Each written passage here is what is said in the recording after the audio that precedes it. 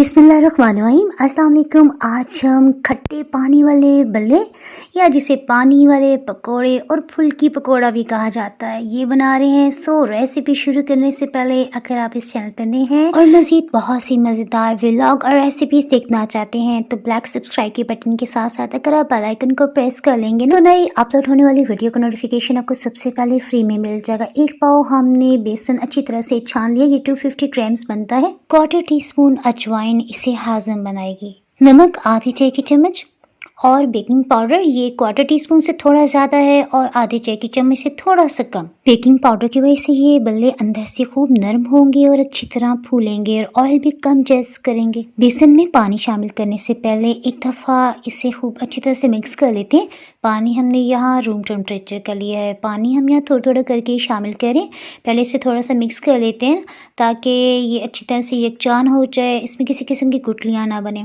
पानी थोड़ा थोड़ा करके शामिल कर रहे हैं और मिक्स करते जा रहे हैं। इस तरह से हमें अंदाज़ा होगा कि मज़ीद पानी इसमें कितना जाना चाहिए, यानी हम इसे बहुत पतला नहीं करें और ना ही बहुत गाढ़ा हो।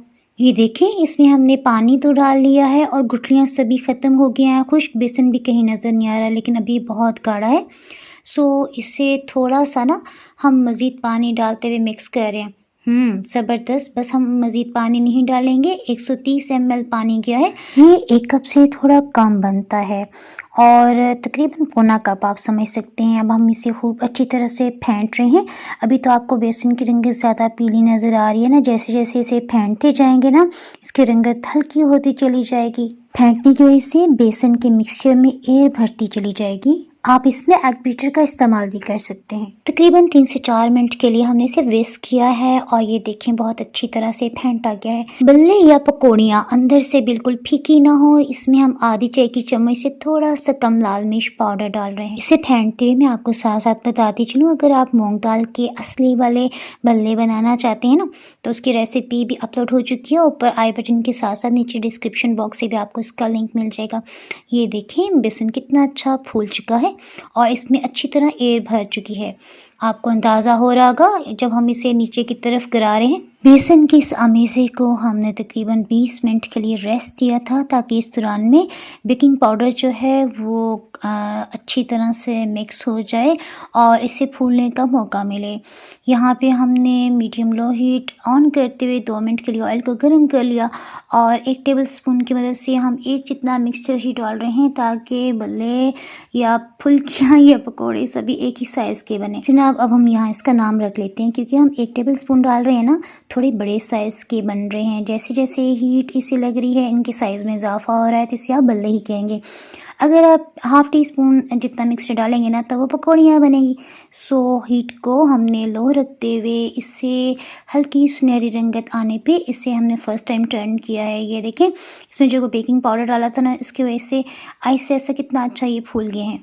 हल्की सुनहरी रंगत आते ही ना हमने हीट को मीडियम लो कर दिया था ताकि इसने जो भी ऑयल अपने अंदर जज़्ब किया है वो रिलीज़ कर दे।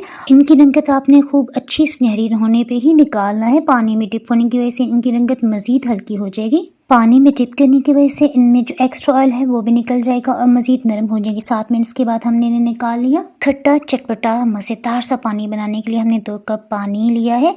इसमें हमने हरी मिर्च, हरा धनिया और पुदीने की चटनी के क्यूब्स बनाए हुए थे, वो हमने 3 क्यूब्स डाले हैं।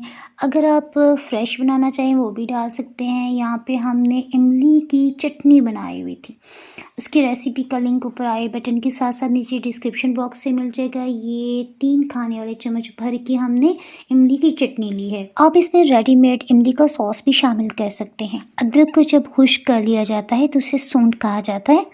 ये इसे हाज़म भी बनाएगी, इसके टेस्ट में बहुत इजाफा कर देगी। ये तकरीबन 1/4 टीस्पून है। आधी चाय की चम्मच चाट मसाला पाउडर सभी को खूब अच्छी तरह से मिक्स कर लेते हैं। ये पानी खट्टा तो बन गया, लेकिन अब इसे थोड़ा सा स्पाइसी बनाने के लिए ना आधी चाय की चम्मच से थोड़ा सा कम हम लाल मिर्च पाउडर भी शामिल करें। अच्छा, गुड़ जो था ना वो हमने इमली की चटनी में डाला हुआ था, यहाँ गुड़ अजाफी डालने की बिल्कुल भी ज़रूरत नहीं है। इन सभी मसालों और चटनी स्पाइसेस को शामिल कर देने के बाद इसे पकाना बहुत ज़रूरी है ताकि इसका कच्चापन ख़त्म हो जाए, वरना आपके ना गले को जाके लगेगा और आप कहेंगे कि ये किस तरह की रेसिपी बता दी। तो इसे पकाना बहुत ज़रूरी है। जब इसमें अच्छा सा उबाल आ गया तो हमने हीट को लो कर दिया। इस तरह से मसालों का कच्चापन भी ख़त्म हो जाएगा और जब ये पानी आधी मिकदार में रह गया तो हमने यहाँ पे हीट को ऑफ़ कर दिया है।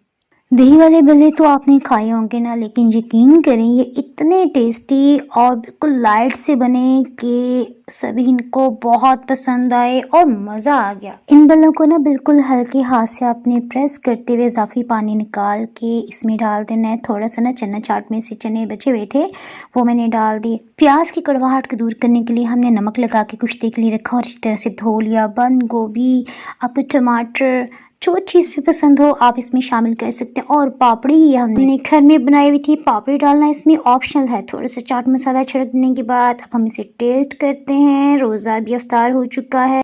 जनाब अभी आपने नहीं जाना, सबसे पहले आप वीडियो को लाइक कर दें और चैनल को सब्सक्राइब करना भी बहुत ज़रूरी है ताकि आपका और हमारा ये राब्ता बरकरार रह सके।